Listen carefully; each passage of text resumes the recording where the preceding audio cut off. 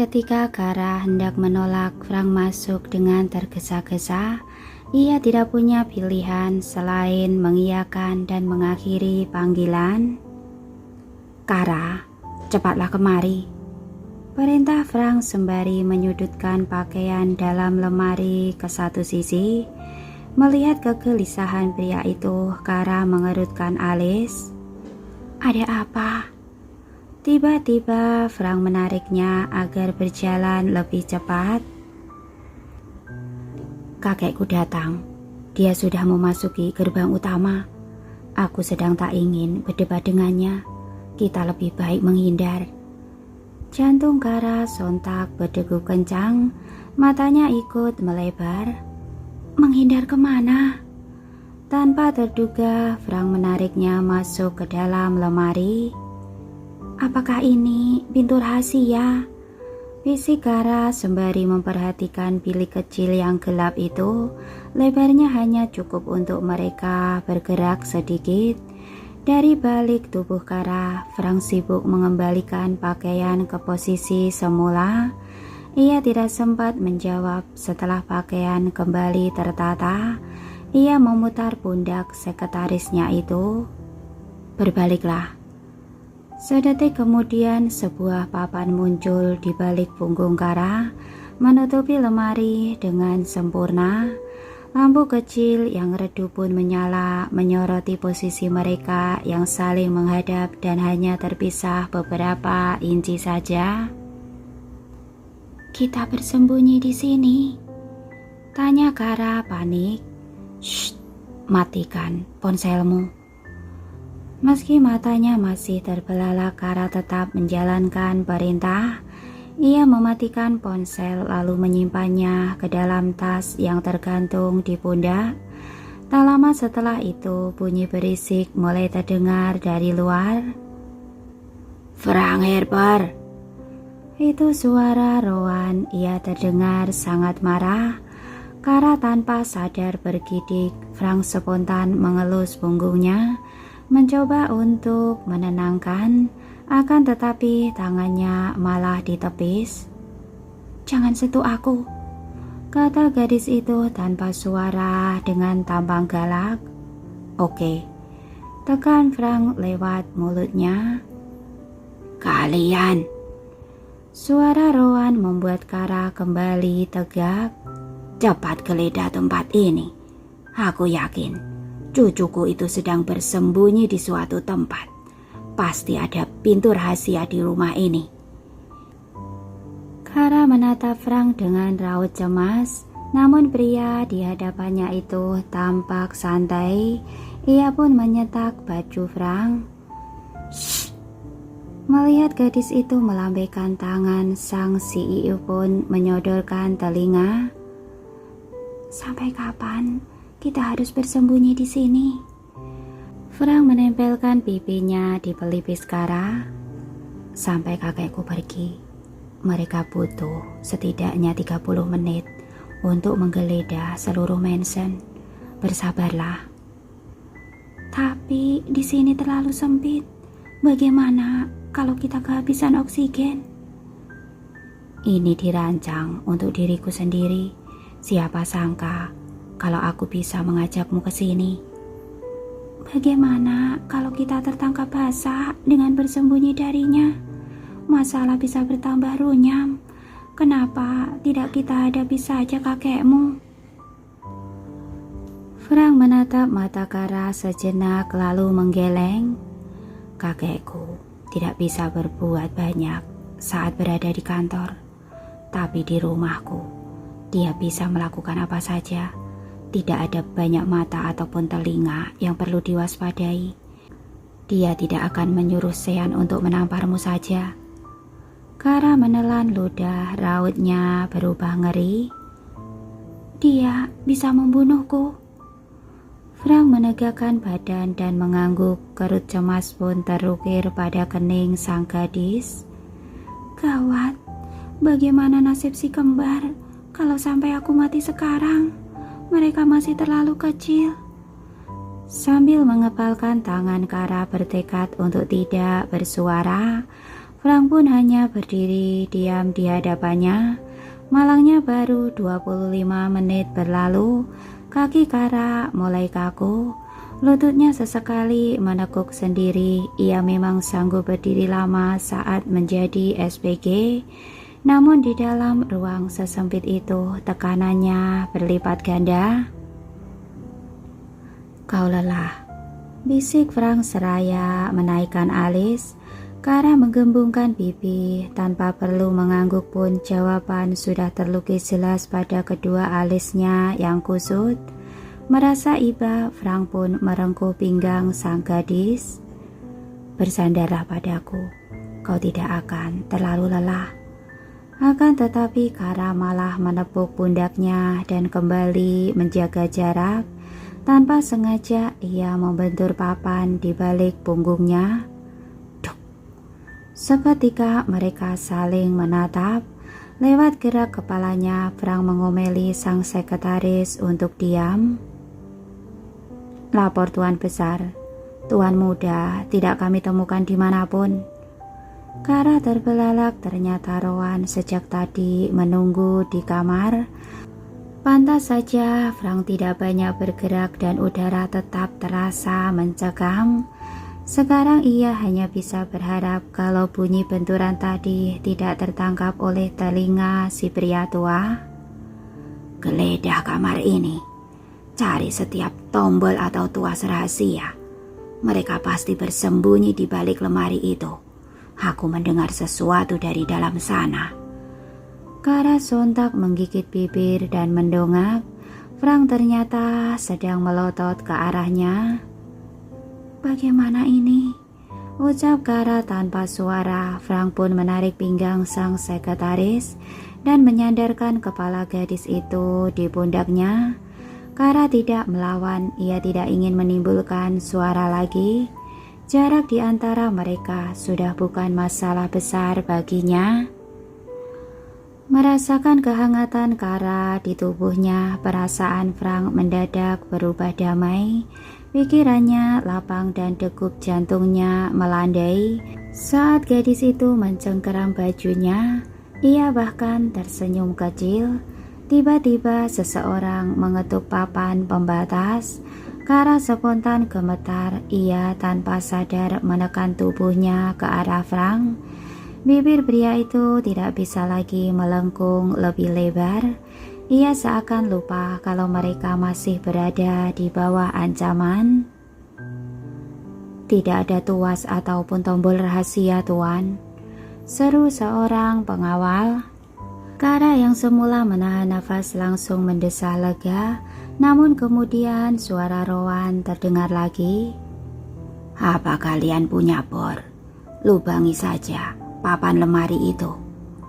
Kara terbelalak, ia bisa membayangkan bagaimana skru berputar itu menembus dinding lemari dan mengancam punggungnya. Ketakutan ia membenamkan diri semakin dalam di tubuh Frank. Cengkeraman tangannya seolah menyatakan meminta pertolongan dan perlindungan. Frank hampir tertawa melihat kelakuan Kara. Ia tidak tahu mengapa gadis itu begitu bodoh. Sekalipun bor berhasil menembus lemari, benda itu tetap tidak bisa menjangkau mereka. Meski demikian, ia tetap mendekap gadis itu, seolah-olah mata bor harus menembus lengan kekarnya dulu sebelum mencapai punggungnya. Sesekali ia juga membelai rambut Kara. Kara memiliki tinggi 170 cm, tetapi dalam dekapan Frank Harper tubuhnya terlihat mungil. Ia kini seperti boneka yang berkedip-kedip menyimak detak jantung pemiliknya. Selang beberapa saat tidak ada apapun yang terjadi pada dinding-dinding yang mengelilingi mereka. Para pengawal pun tidak lagi terdengar, hanya suara Rowan yang menggerutu tak jelas. "Cucuku." Pria tua itu kembali menaikkan volume bicara. "Aku tahu, kau pasti bersembunyi di suatu tempat. Jangan merasa menang, karena aku tidak akan pergi sebelum kau keluar." Kekhawatiran Kara kembali melonjak. Berada dalam ruang sempit itu selama 30 menit saja terasa bagaikan seabad, apalagi berjam-jam. Ingat Frank, kau tetap harus mempertanggungjawabkan perbuatanmu. Kau sudah berani meninggalkan perusahaan hanya karena seorang gadis. Kau harus menanggung akibatnya. Kara terbelalak, ia tidak menduga bahwa Rowan berpikiran sama dengannya. Seorang CEO tidak mungkin bertindak sejauh itu jika ia tidak peduli kepada sekretarisnya. Sementara itu, senyum Frank telah memudar, bibirnya terkatup rapat dan rahangnya berdenyut-denyut geram. Sang kakek memang selalu mengawasi dan mencampuri kehidupannya. Sebelumnya ia menganggap itu hal biasa, namun kali ini ia muak. Diam-diam Kara mendongak, pandangannya tertutup oleh dagu Frank. Ia tidak bisa melihat ekspresi pria itu, namun dari gemuruh nafas yang terkesan berat ia tahu bahwa Frank sedang marah. Apakah firasatku benar? Dia sungguh telah jatuh hati padaku. Laki-laki ini mencintaiku. Kau lupa. Suara Rowan membuyarkan lamunan Kara. Ayahmu adalah satu-satunya anakku, tapi kau sudah membuatnya menghilang dari dunia. Sekarang kau adalah satu-satunya harapanku. Kau tega memupuskannya juga. Suara Rowan mendadak sendu, tetapi nafas Frank kian menderu. Kara pun menurunkan dagu. Ia sadar ia tidak seharusnya mendengar hal itu. Ayahmu adalah sosok yang sempurna. Dia tidak pernah membuatku kecewa. Prestasinya gemilang. Kesuksesannya kian bertambah. Dan dia tidak pernah membantah. Aku sangat bangga padanya. Tidak bisakah kau meniru teladannya? Alis Kara berkerut. Ia sudah berusaha untuk tidak memikirkan omongan itu, tetapi asumsi-asumsi bermunculan dalam benaknya. Itukah alasan Frank ingin selalu terlihat sempurna? Karena tuntutan sang kakek? Apakah karena itu pula dia meninggalkanku dulu? Dia bisa dibunuh oleh kakeknya sendiri kalau sampai ketahuan meniduri gadis biasa sepertiku. Berhentilah berbuat ulah Frank.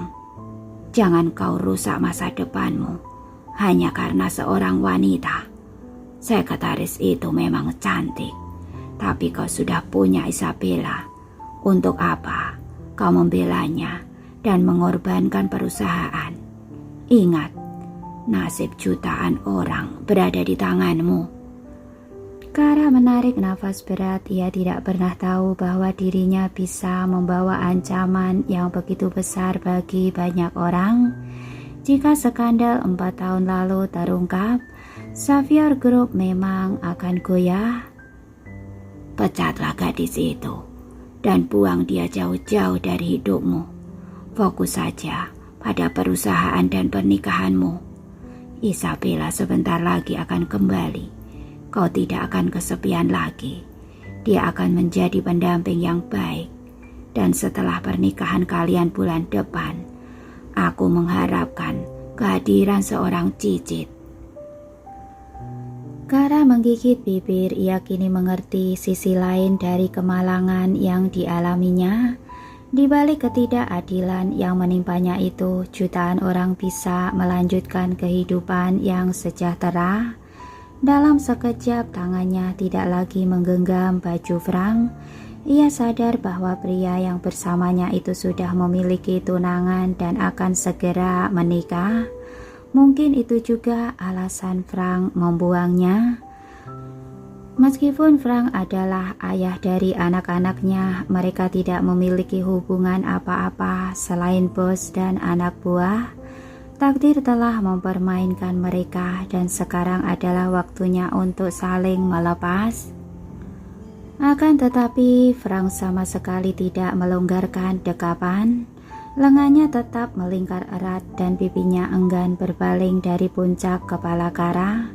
Sadar bahwa Frank menghirup aroma rambutnya dalam-dalam, bulu kuduk Kara seketika meremang, ia pun meringis dalam diam. Ada apa dengan laki-laki ini? Dia sungguh jatuh cinta padaku. Kenapa dia bisa tertarik padaku? Menyadari masalah telah bertambah runyam, keresahannya meradang, namun Kara hanya diam. Ia tidak berani mengangkat pandangan, takut menemukan sorot mata yang penuh cinta dari orang yang harus dihindarinya. Aku tidak bisa lagi melanjutkan ini. Percuma gajiku tinggi, tapi keselamatan kami terancam. Begitu keluar dari sini, aku harus segera menghilang dari kehidupannya. Sambil memejamkan mata, Kara mulai menyusun rencana. Langkahnya harus tepat jika ingin pergi dengan selamat. Begitu membuka mata, Frank terbelalak. Semalam setelah sang kakek pergi, ia sendiri yang memindahkan Kara ke ranjang. Gadis itu begitu pula sehingga tidak menyadari apa-apa. Sekarang mengapa gadis itu duduk di atasnya dan tanpa busana? Kara, apa yang kau lakukan? Kara tersenyum sendu. Dengan gerak lembut ia meraih telapak tangan Frank lalu menempelkannya di tempat yang membuatnya jantung sang pria melompat-lompat. Anggap ini sebagai ungkapan maaf dan terima kasihku. Sedetik kemudian ia mulai membuat gerakan yang membangkitkan semangat.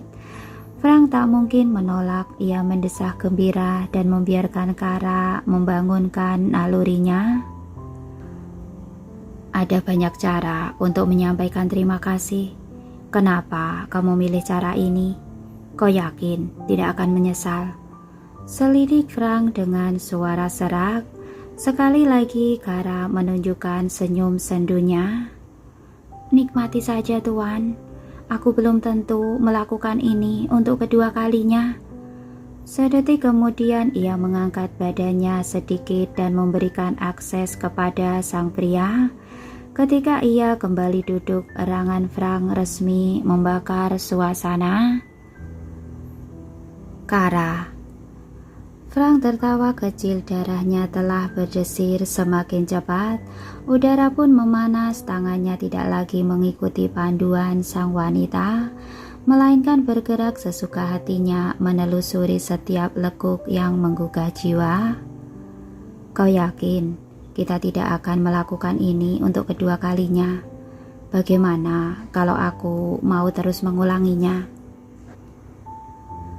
Kara menggeleng samar, telunjuk lentiknya kini dengan manja menelusuri dada sang pria. Anda sudah punya tunangan Tuan, dan kakek Anda pasti tidak akan senang.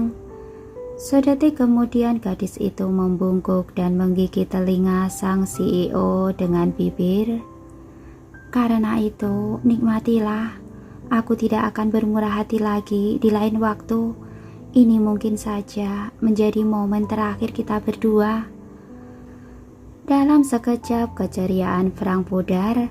Ia tidak bisa lagi merasakan kenikmatan. Momen terakhir, apa maksudmu? Ini adalah momen perpisahan kita berdua, Tuan. Setelah ini, aku akan menghilang dari kehidupan Anda. Hati Frank sontak berubah getir. Ia tidak ingin Kara menjauh darinya. Namun sebelum ia lanjut bicara, pukulan keras tiba-tiba mendarat di wajahnya. Plak! Frank tersentak dan langsung bangkit. Saat itulah ia mendapati tatapan sinis dari sekretarisnya. Dasar setan cabul, kenapa tidak bilang kalau kakekmu sudah pergi? Mata Kara begitu merah dan basah, tampak jelas bahwa ia menahan kesal dan resah. Kau kelelahan semalam, aku tidak tega membangunkanmu. Jadi, Ku bawa saja kau ke tempat tidurku. Jelas Frank linglung. Kau tega mengambil kesempatan dalam kesempitan. Frank mengenyitkan dahi, pandangannya turun ke arah peluskara yang berantakan. Dua kancing teratasnya lepas. Tiba-tiba mimpi tadi berputar dalam benaknya. Mengingat bagaimana sentuhan itu terasa nyata, ia terkesiap. Astaga. Dengan mata terbelalak, Frank menatap tangannya sendiri. Aku sungguh menyentuhnya. Setelah menelan ludah, ia mulai terbata-bata. Jangan salah sangka, Kara. Aku tidak bermaksud mencuri kesempatan. Aku bahkan tidak sadar dengan apa yang aku lakukan. Kara tidak menjawab, ia terlalu sibuk mengatur nafas agar tidak meloloskan isakan. Percayalah padaku, aku tidak bermaksud. Dasar pria bejat, jangan harap aku akan memaafkanmu. Mulai hari ini juga, aku berhenti. Usai melempari Frank dengan bantal, Kara turun dari ranjang. Tunggu dulu Kara, tolong jangan gegabah. Frank mencoba menghentikan Kara, tetapi gadis itu menepis tangannya. Aku tidak mau punya bos cabul sepertimu. Aku bukan laki-laki yang seperti itu. Hanya saja, Frank terdiam mencari penjelasan yang tepat, namun ia tidak mungkin mengaku tentang mimpinya. Ingat, aku tidak akan bisa melindungimu dari kakekku. Kalau kau bukan sekretarisku lagi. Kara tertawa sinis. Aku tidak butuh perlindungan darimu. Jika terus bersamamu, harga diri dan keselamatanku justru terancam. Melihat Kara terus berjalan menuju pintu, Frank semakin panik. Ia khawatir jika Kara sungguh menghilang dari sisinya sama seperti dalam mimpi. Bagaimana dengan denda yang harus kau bayar? Kau punya uang sebanyak 36 miliar. Langkah Kara sontak tertahan. Sambil menoleh sebatas pundak, ia berkata, tidak ada batas waktu untuk melunasinya, bukan? Aku akan mencicilnya. Sedetik kemudian ia melesat keluar. Frank tidak mungkin mengejar, para pelayan akan berteriak histeris jika melihat celananya. Dalam keheningan, sang CEO hanya bisa merenung dan menyesal. Usai menuruni tangga, Kara menoleh ke belakang.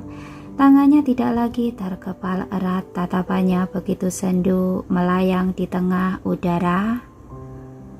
Maaf Tuan, aku terpaksa memfitnahmu.